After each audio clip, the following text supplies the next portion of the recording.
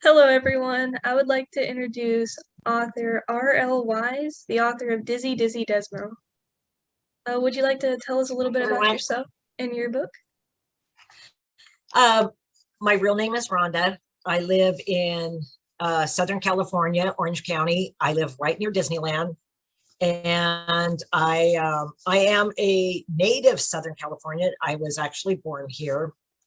I have three boys that have all grown up here, and I have two dogs. I have Desmo, and this is a picture of him right here. And I have Molly, and I basically am I have my own business and I love to write children's books. How's that? Thank you. Where did you get the idea for Dizzy Dizzy Desmo? Initially, I got the idea from when my children were young, and we would go down the road and we would look out the window, and with three boys, as I'm sure you all can relate, three boys are elbowing each other, don't touch me, and all this other stuff. And so the best thing you can do is to get them to focus outside the window and have them looking out there. And so what we would do is we would go along and find a tire that was either whole or even torn up along the road, because sometimes those are fun as well. And we would bring this tire to life. And all along the trip, they would, and we would talk about this tire and what was he like and what did he do and what's going to become of him. And we had this whole tire when we got to the end of our trip. Unfortunately, on the way back, they wanted to pick up the tire, and trying to let them understand that the tire was not real, that it was just in your head tire, but they still insisted on us going and picking up the tire. So we did. And with the agreement that when we got home, the story would be over. Sadly, but at the same time, they loved it. And we would just, I mean, we would find inanimate things along the road. But initially, that is how the story of Desmo started with the kids. You know, as they got older, they would say, Mom, do you remember when you used to tell us the stories about the tires along the side of the road? And when they'd be traveling, you could see them if they came off of a truck, and they'd go running across the freeway and you'd have to swerve and everything. And boy, I could relate to that. And so my kids actually encouraged me to write those stories when I got to the point where I could. Yeah, that is really great. What Thank you. inspired you to be an author? When did you first realize that you wanted to be an author? Um, I first realized I wanted to be an author. Well, I would have to say a writer back then, because I was young.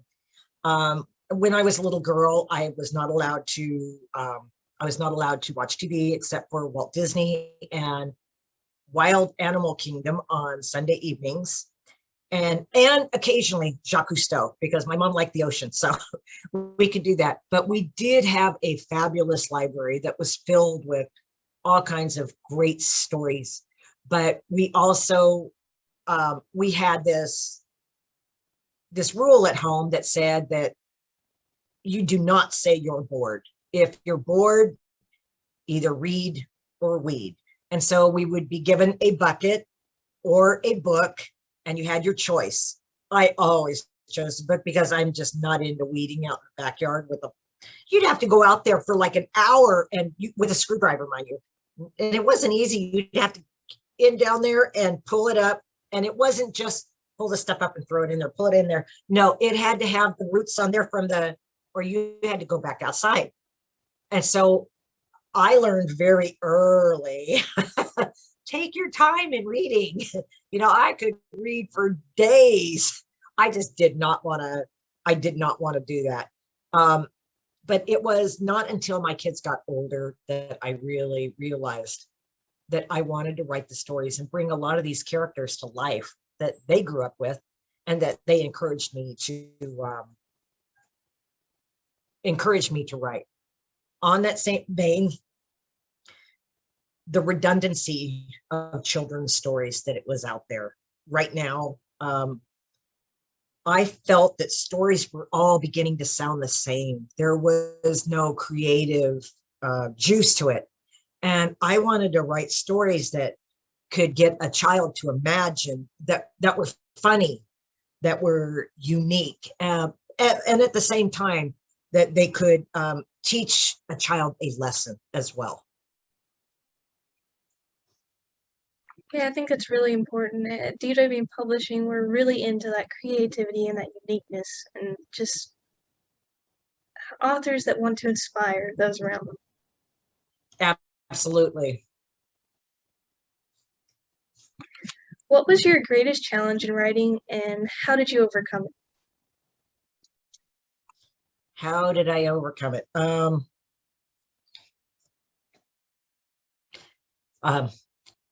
As I've said many times to other people, knowing when to stop, knowing when to end the story, knowing when you've got way too much information and you have got to edit out like 2,000 or 3,000 words. And you're kind of going, wait a minute, well, if I do that, my whole story is gonna fall apart.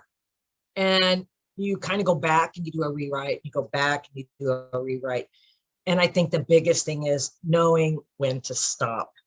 And at some point you have to remember the attention span of your readers, and children between the ages of 6 to 8 historically, not all, but historically, their attention span is between 12 to 24 minutes, according to a lot of the studies. And to overcome it, you have got to keep them engaged so that they want to hear the rest of the story, so they don't start falling asleep. And as I mentioned to many people, the thing that I do is I run it by my neighbor's little daughter, who is, I think she is 8, and her name is Hope. And she reads my stories and she gives me a thumbs up or, and basically I get to find out whether she liked the character. Did she engage with the character? Did she see where the story was going? Could she follow it, which is so important?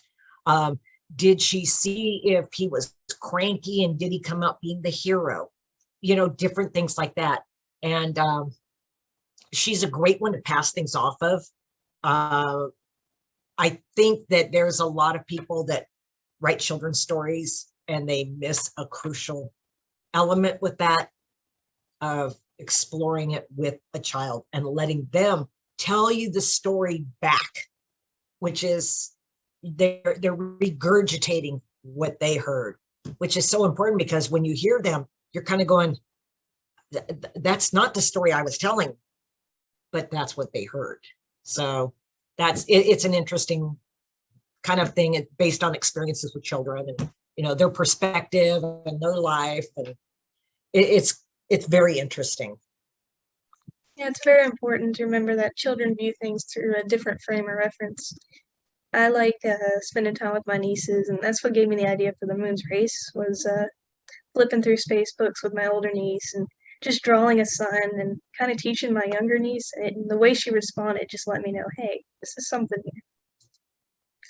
Absolutely. And making every word count is very important. Thank you. Yeah, definitely. What is the best thing about being an author for you?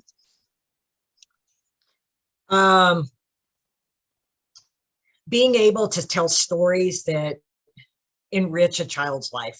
I think that is, and hopefully make them laugh. I think that is a great thing. Laughter is such a healthy thing for children and adults, but children that can laugh at a character who is feeling down and see them change and see them become kind and see them, the friends come around and help them get past it and be something way better.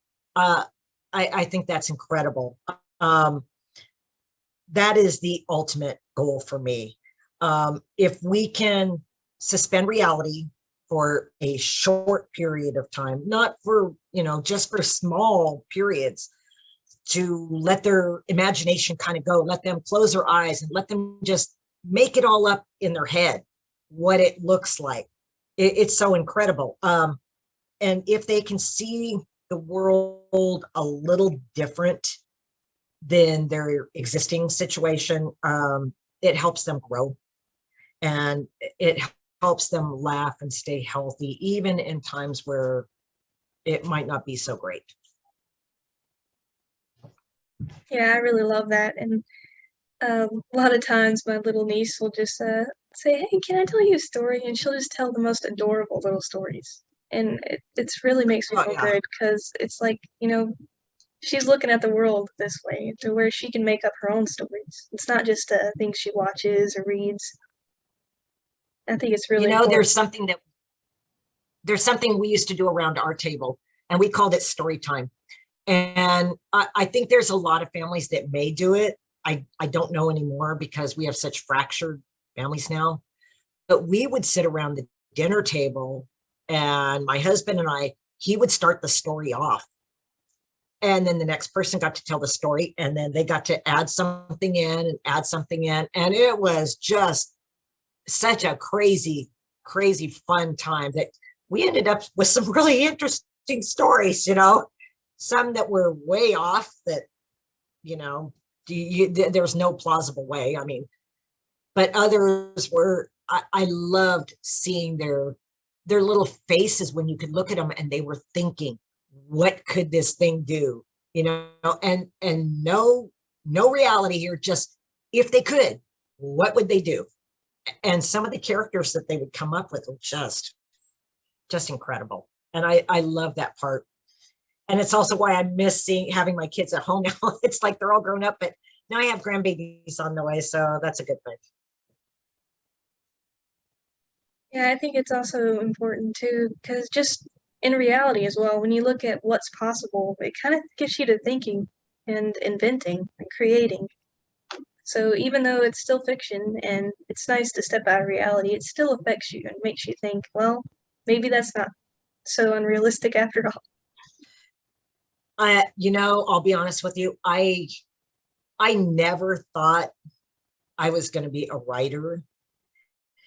And then I hit a certain point and I started and I just couldn't stop. And now I don't stop. That's a good thing. So why did you choose DW Publishing as your publisher? The reason that I chose them is I had heard from a fellow writer that there was a new company out that was looking for fresh material, not just what everybody has out there. That's something that's a little off the wall, that's very different, and somebody with some new blood, which is always refreshing. And she mentioned that I should take a look. I went to their website. I checked it out. I really like their philosophy. I like their value system because it is in line with the way that I lead my life. She suggested I send a query letter, which I did with the manuscript. And I heard back immediately that they were definitely interested and wanted to go ahead and publish it. And that it's been that way and great this whole time. And I love working with you guys. It's just been an incredible blessing. Yeah, it's great working with you too, and we are looking for just the uniqueness and just wanting to reach out and inspire people, like creativity. Absolutely. Especially with children. What advice would you give to aspiring authors? Um, take your time. Let your stories grow organically, and know that yeah, it's funny, somebody asked me this the other day too, and I was trying to really put it into a format for them of why I think it's so important that we don't continue to stand on a spot and not refuse to move. Because if we get in that spot, we get so tied to that spot, and we have to be able to, the story that we wanted to tell initially, you're going to grow. Then the story may change, which is a good thing. That means that that spot that you're standing on, somebody else is going to initially take over that spot, and then you can move on to a different spot and grow with that. But I think also it's so important that you let your stories grow organically. Don't force your endings. Let them happen. Take your time, step away from it sometimes for a little bit of time, and come back and revisit it, because when you do that, you absolutely can not only see all your editorial mess ups, but you can see holes in your story as well. And I think it's important that, yes, you can have an editor, but I think as writers, I think it's good that we own our own work and we take responsibility for what we're writing, good, bad, or indifferent. If it's sloppy, clean it up. Yeah, I definitely think it's important to just relax with it sometimes. A lot of times I'll get super excited and I'll write so much and then I just get burnt out and won't touch it for several months. So it's definitely important to take Yeah, your time. and sometimes I found also, if there's a tricky subject that I'm not familiar with, sometimes I have to step away so that I can regroup, and maybe look at it from a different perspective. Like if you have a character like Desmo, I mean, this story is told from his perspective, but there's a whole other perspective out there. And it could have been the car, they lost the tire. I mean, they feel really bad, and the other tires are all mad at him. They just poo-pooed on him. And, there's different perspectives to every story. It's just, which perspective are you going to tell? Yeah, thank you for sharing. Um, How long did it take you to write your book? From beginning to end, because we were in a pandemic, as many writers have found, it was easy being home. It really was. But at the same time, when you're home, there's a million other things to do. Not only do you have to get your work done, but there's that closet to get cleaned, and the dishes got left over last night. And sometimes you tend to bounce around the laundry, the dogs need a walk. So all in all, it took me from rewrite to rewrite to rewrite, and then onto my editor, and then back again. I'm going to say probably about 6 months. And then, of course, with my illustrator, who is fabulous, who wanted to be here today, but she couldn't because she's in college. And they actually are allowing them to go back to college out here. So that's a good thing. And it was about 6 months. Thank you. That's actually an interesting point, though. With all of balancing all the different things, like with your life and stuff, how did you set aside time to write? Like, how would you recommend other authors do that? Um, I it's funny you should mention that. I tried the whole 5:30 in the morning thing. It just doesn't work for me at all. Not even in the least bit. I am used to going into my office. I don't have to be in my office until 9. Then I kind of go in and out, but when you're at home, you really have to put your foot down. And so what I did is I wanted it really quiet, and I would put my headphones on, and a lot of people have different music that they listen to. And what it does for me, and I know so many other people who are more of a creative mind, that what they can do is they can write with a certain type of music, because that music actually allows a certain part of their brain to be occupied, which is with neurology and stuff like that, it absolutely lets this part of the brain be quiet so that you can write this part of the story. And I found listening, I have a favorite guy who does relax piano daily. And I listen to his stuff all the time. And I listen to it going to bed at night. No affiliation with the poor guy, you know. But I just found that listening to music in the evening time at about 7 o'clock after dinner is done, and then the family goes in, you know, anybody that's over, they will go over and they will watch TV, and I go in and close my door, and that's it. And I'm in there for, and that's another interesting aspect. When you're writing, you lose track of time. Absolutely lose track of time. I can be in there for 4 and 5 hours and not even know it because I'm so in this story, you know. So I think it's important that you set a timer. You go in at 7, you're done at 10, so that you maintain a healthy lifestyle, and let your brain kind of relax and rest. That's so important, you know. I definitely think relaxing is important. Sometimes it takes me like an hour just to get in the mood to write. And music is Yeah. definitely helpful. I also like coffee, definitely. Coffee actually stimulates the brain in some really good ways, you know. I can't do it because at nighttime, I'm wired and I won't be asleep for a day or two, you know.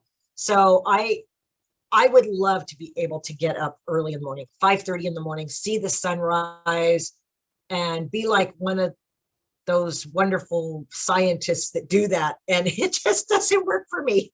I am more of a, let me shut things down. I don't have to worry about work. And when I shut down everything, that's when my creative side can kick in. Yeah, that's really great. Thank you for sharing.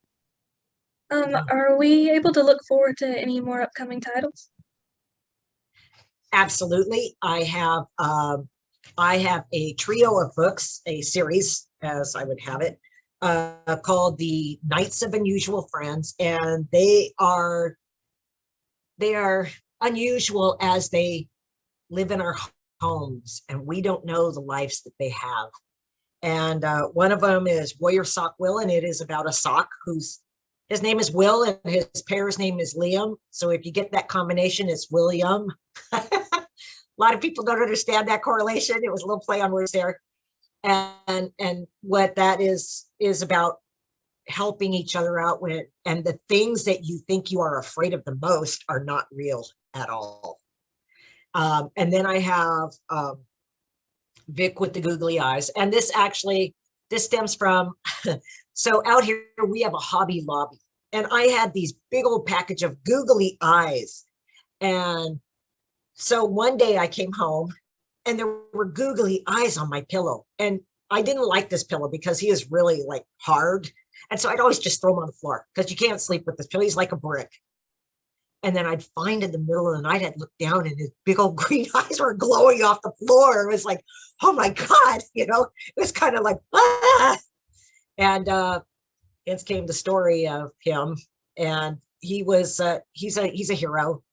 And the one that is closest right now to my heart is The Awful Stinky Smell from George, which is based on a friend of mine who recently passed away from lung cancer. But before he passed away, way before he passed away, I need to put that out there, way before he passed away, we used to joke around with him about how we could never get him to stop talking. He would just like, blah, blah, blah, blah, blah, blah. And now in retrospect, I think we all kind of miss him. You know, it's kind of hard that way. But that is a story about a trash can who thinks that his friends have abandoned him. And he really smells awful and he hates himself. And he thinks that everybody has abandoned him. And what this is about when you think things are really, really bad, don't give up on your friends.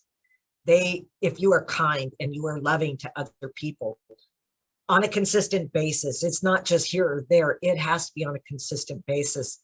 That's down the road in your time of need, those friends are going to come back and they're going to help you. And that is the, see, I get all goosebumpy about that story too. So, and then of course I have ones that I'm finishing up that will be out next year, which are Travels of Bendy and the Little Red Dragon, which is a story about a large Winnebago, I think it's a Winnebago. I went on an RV trip, to be honest with you. And as I was traveling around, I had this little red dragon that was sitting on my dashboard, and he kept disappearing. And it was like, where? And he'd end up in the weirdest places, like under the cabinet. And in the one instance, I got up in the morning and the cabinet was open and there was chocolate all over the table. And there was this little red stuffed animal there. And it's like, wait, how did he was up on the dashboard when we went to sleep last night? How did he end up here? And why has he got chocolate all over him? You know, and of course, the humans in the story, they really try and kind of pass it off of, oh, we must have left him on the seat. The cabinet opened with the bumping, the chocolate spilled out and it melted. But maybe not. and that's that's going to be the different places that they travel in this RV.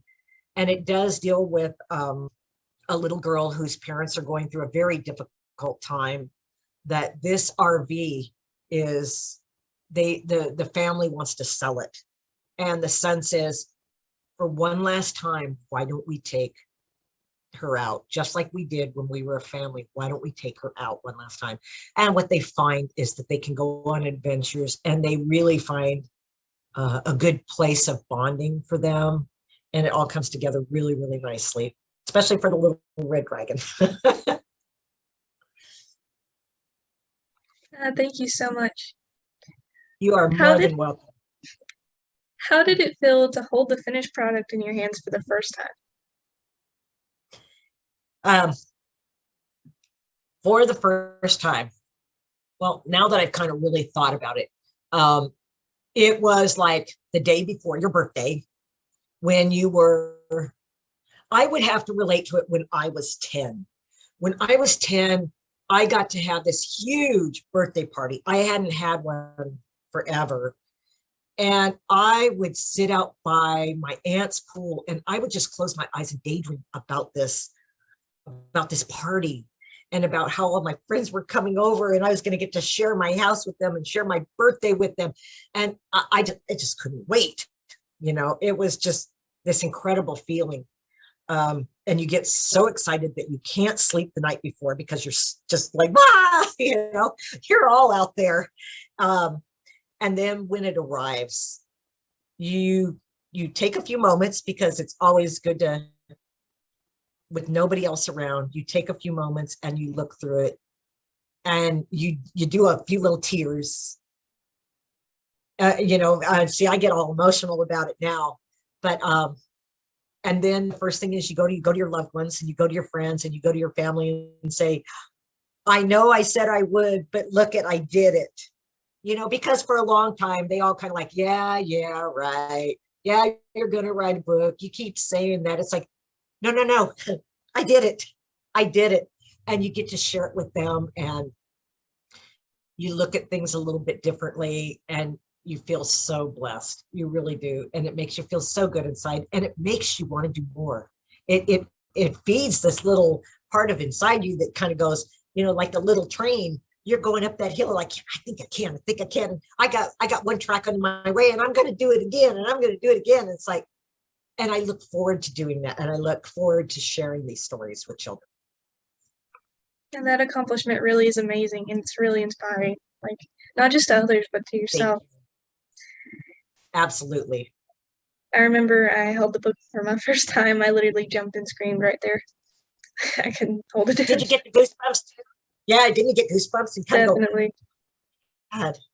And did you run and go tell people? And I jumped on Facebook and was just, I was like vomiting it all over Instagram, on Facebook, on, I have my own webpage, my blog and everything.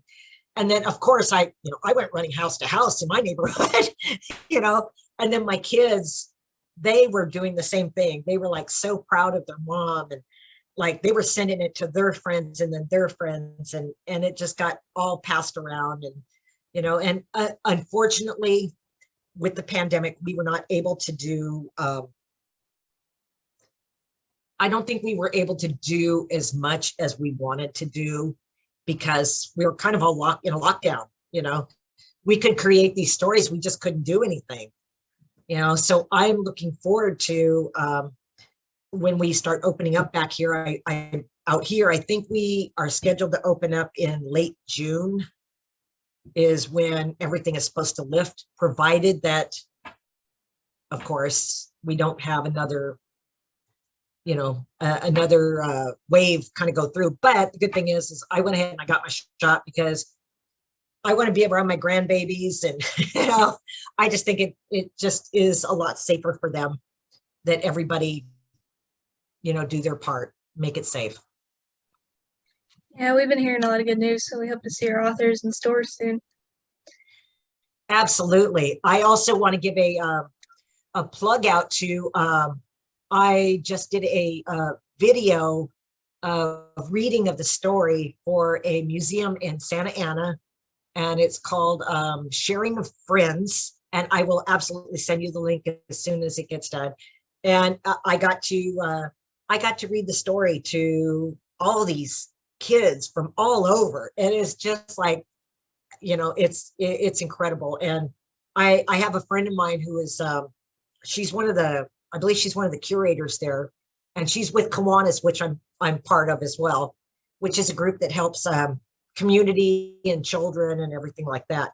And she's the one that came to me and said, "Hey, would you mind doing this?" It's like, yeah, no problem. So, and that's the great thing, is that we were able to get the story out there, and hopefully a lot more to come, and share it with them. And hopefully this interview. Thank you for speaking with us today. Dizzy Dizzy Desmo can be found at dbeampublishing.com with free printable coloring pages.